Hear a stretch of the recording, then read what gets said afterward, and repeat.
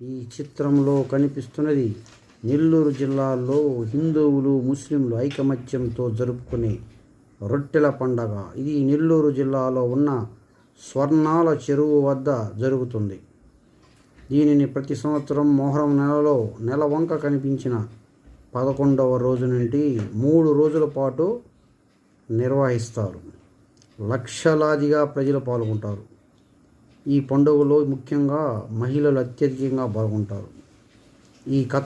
ఈ పండుగ కథ ఏమిటంటే, నెల్లూరు జిల్లా గండవరం వద్ద జరిగిన పవిత్ర యుద్ధంలో 12 మంది ఇస్లాం వీరులు మరణించారు. వీరి మొండెలను వారి గుర్రాలు దర్గామిట్ట చెరువు వద్దకు చేర్చాయి. మొండెలు అక్కడే ఖననం అయ్యాయి.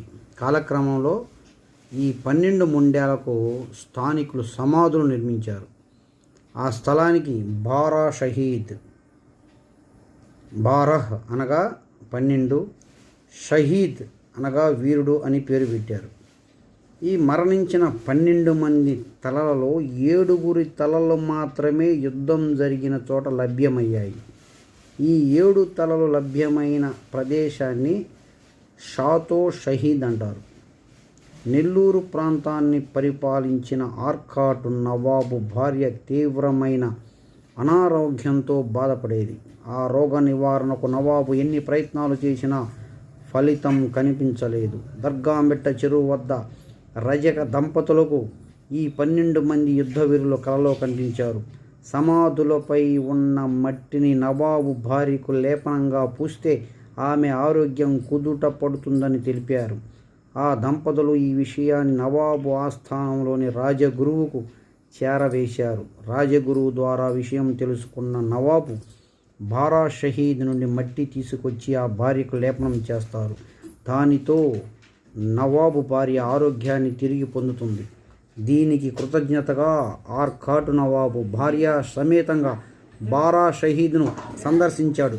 ప్రార్థనలు నిర్వహించి రొట్టెలు నైవేద్యంగా సమర్పించాడు.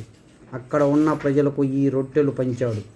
బారా షహీద్ దర్గాను అభివృద్ధి చేశాడు. అప్పటి నుంచి ప్రజలు తమకు ఎలాంటి కోరికలున్నా బారా షహీద్ దర్గాను సందర్శించడం ప్రారంభించారు.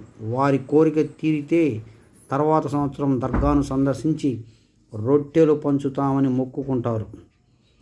కోరిక తీరిన వారు మరుసటి సంవత్సరం జాతరకు వస్తారు. రొట్టెల పండుగ నాడు వారు తెచ్చిన రొట్టెలను ఇతరులతో పంచుకుంటారు. రొట్టెల పండుగ మొదటి రోజు షహదత్తో ప్రారంభమవుతుంది. 2వ రోజు గంధోత్సవం జరుగుతుంది. గంధోత్సవంలో భాగంగా కోటమిట్ట